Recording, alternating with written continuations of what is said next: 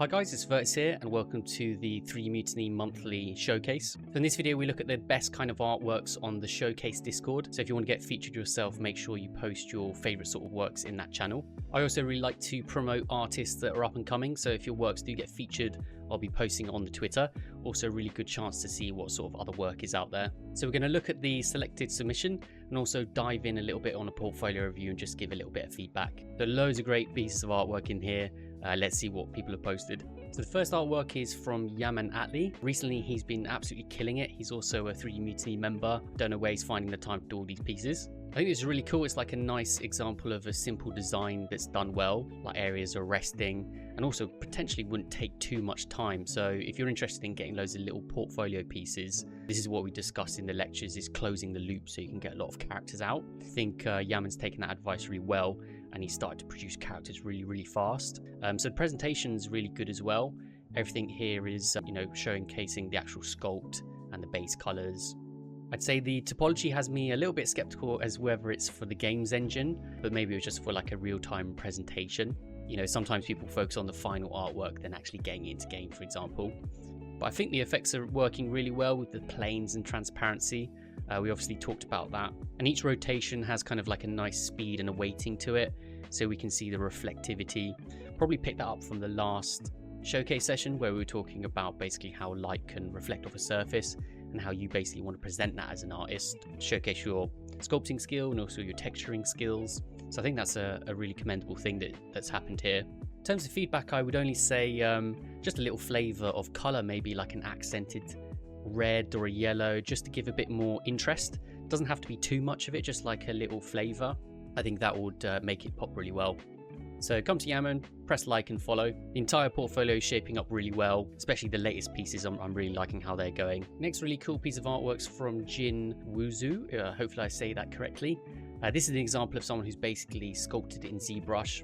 You know, it's a far more advanced system than it is in Blender, but they have decided to take it back into Blender and render it there because ZBrush is so bad at rendering. So it's a nice combination of those two assets. Obviously they're focused on getting the final portrayal and potentially just flexing a little bit of sculpting skill and then presenting that in Blender. I think the face is very charming and quaint how they've basically done it.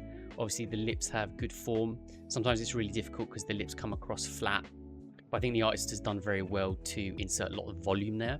So it's another note to take. And again, this is an example of how you can sculpt something quite simply and then with very basic textures and shaders have something that's quite appealing. The only thing that I would like in my sort of field is just like taking it the extra mile into real time. But in terms of the artist portfolio, this is like their primary focus. I really like all these pieces. They look really good as thumbnails and it's really clear to what they specialize in. So that whole kind of like specialized versus generalist on a portfolio is actually something we discussed in the Mutinies members. So which one is better depending on what the art director is looking for and the sort of roles that you approach. So I don't think this person would find too much trouble in getting job roles. So it's a nice case study of how you can start to think about your portfolios basically. So on that note, there's loads of things that I want to make sure that people get for free. So if you follow the link below, I give out a welcome package that involves a couple of really cool materials that I use and I show you how to use those, and also Retopology PDF. So if you haven't already, go check those out because they're free. And also if you're interested in excelling your path to industry and want more contact time with an art director, someone who's been through that, we do monthly lives and also private member videos and a really strong community, Discord community. We're all supporting each other.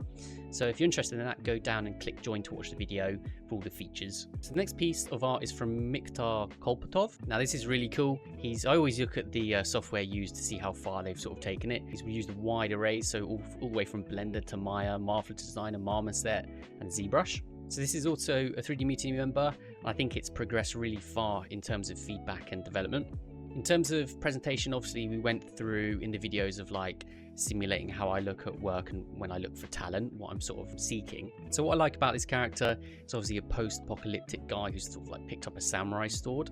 I think that's coming across quite well in terms of like the grunginess, but also the themes of like a samurai. In the Industry Accelerator, I actually showed you guys how I look at portfolios when I'm looking for talent. And so I thought I'd just show you a little bit of what I think about. So when I'm looking at a portfolio, usually a lot of art directors or anyone who's doing so much, they're gonna get quite impatient. So I suggest maybe in the first like 1 to 5 images, instead of having the same thing, so for example, you're like full render with close-ups and stuff, that you just insert a little bit earlier things like your turntable or at least one of your try counts. So I want to see everything basically within the first 5 images, and then the rest of the images can be like bolster up that application.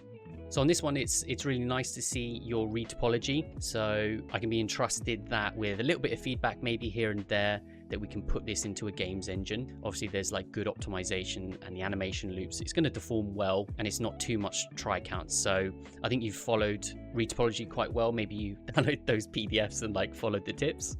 Maybe some of the turntables are going a little bit fast for the experience. So sometimes it can be a little bit off-putting when I'm looking at a certain thing and it's already whizzed around and then the next half second is going to come around again. So maybe just slow it down so we can appreciate more of the content. In terms of portfolio, you're on the right track. So you're getting your hard hitters. There's nothing there that's like super unfinished. You know, everything's polished to a level. I think at a later date, you'll probably be replacing this. But it's stuff we've already talked about in the private portfolio reviews. The next in the showcase channel, we have Lionel Verldelen. Now, this was actually one of the early pieces that we featured on a feedback session. So we saw it from the conception of a sculpt. I think it's come across really, really well. I think even when I was looking on ArtStation, just by chance, it happened to be on the front page. So, you know, if you focus down and work a long period of time, you can get featured there, which is quite nice. Again, nice to see that there's a large software list used all the way into Unreal Engine, which is one of my favorites. So obviously this is a good case study in metals. So say, for example, you're going for a position in the studio where it's like a medieval theme. I usually like to see some kind of like sci-fi, organic, cloth, metal, just to prove that you can actually do that. So I think you've covered this section really well. So anyone creating that kind of portfolio, think in terms of like the materials that we're using, and then that's going to instill some confidence into an art director like I would look for people.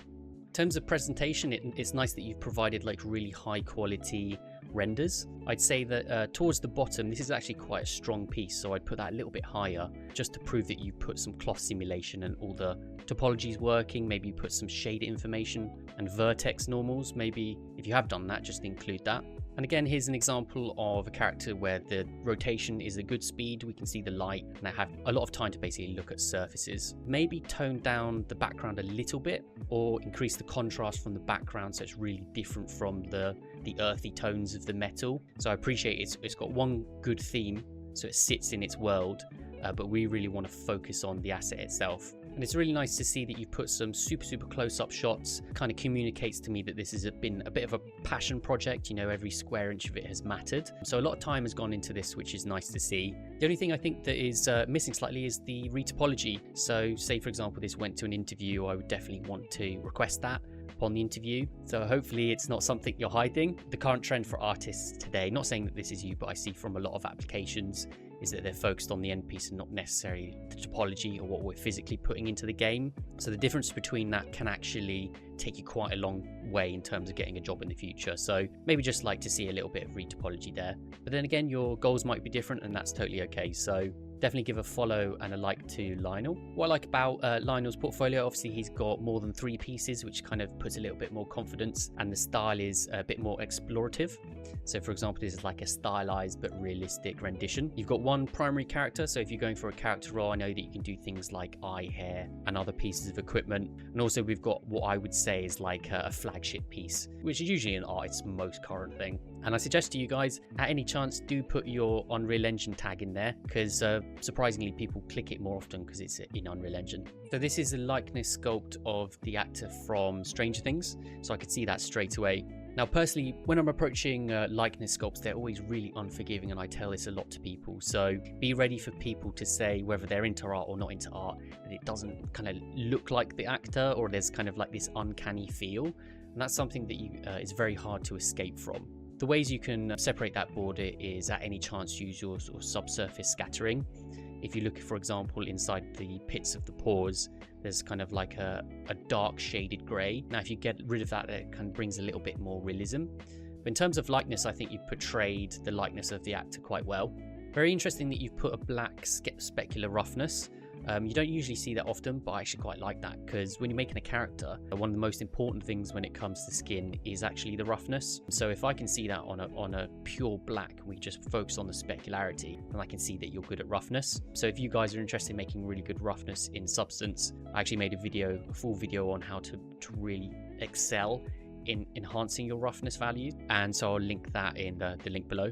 Really good to see you've done some reasonable topology. This could actually go into a game. So I know it was focused on your sort of Arnold renders. Because this is focused at Arnold, I would suggest using more subdivisions, because obviously we don't want it to come across looking like a game. So add more subdivisions and maybe some tessellation, and that's going to improve the look of the overall asset. So in terms of rendering, I actually think this is one of the better shots, so I'd put this at the top. So if we compare that to the first one, and it's only because it's got more advanced lighting, more portrait lighting, so there's like some nice shadows in there, where this one is fully lit. So you might want to relight the top one or take a preference on this one. It's up to you, and maybe get some feedback from other people. I wouldn't say the UV layout is super necessary here, and it's also questionable why there's so much space at the top. So unless you're filling all that space to sort of like flex how well at packing you are, I wouldn't include this, especially for something like Arnold, because we're not too fussed about the unwraps. Always nice to see some marvelous design and simulations. What I would really be looking for is also the layout, so I can see that you know how to basically combine these dresses and garments together. These can also be very useful, so just switching up the HDRs, changing the lighting scenario, so we can see how the eyes, the hair, and the shaders work under different conditions. Because that's when it comes to CG in games, that's truly what matters.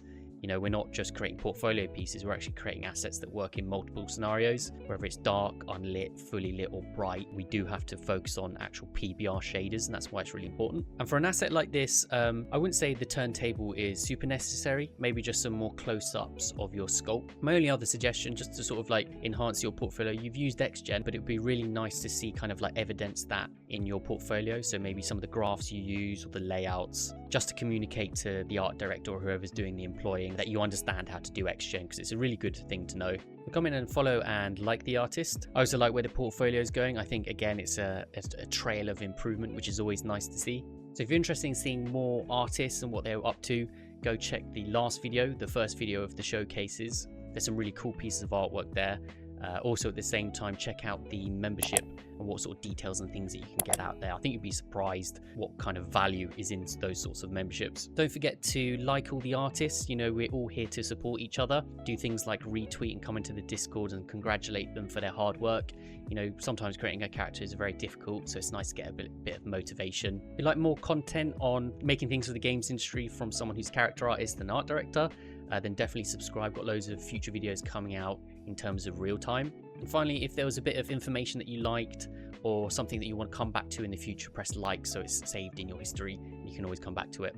So check out those videos and I'll catch you on the next one.